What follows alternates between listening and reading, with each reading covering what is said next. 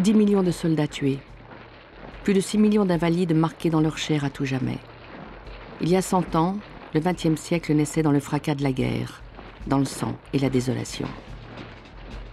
Les soldats qui défilent pour la victoire sont comme les survivants d'un des plus grands massacres de l'histoire moderne. Hommage de la patrie reconnaissante à ceux qui se sont sacrifiés.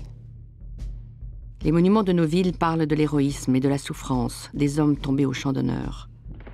Image gravée à jamais dans nos mémoires du soldat enterré dans sa tranchée, piétinant dans la boue, tentant l'impossible percer des lignes ennemies.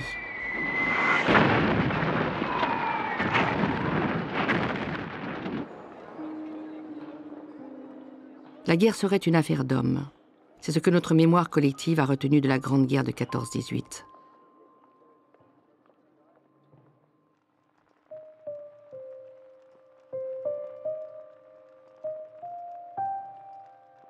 Trop longtemps, on a ignoré l'histoire de ces filles, de ces mères, de ces sœurs qui ont dû se battre pour survivre et sans qui le pays tout entier n'aurait pu surmonter l'épreuve.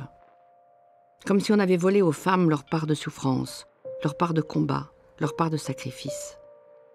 Mères de famille, paysannes, ouvrières, infirmières, institutrices, réfugiées, espionnes, elles aussi étaient en guerre. Ce sont ces femmes, anonymes ou héroïnes, qui vont nous raconter la Première Guerre mondiale telle qu'elles l'ont vécue. Un voyage sans précédent au cœur de l'Europe en guerre.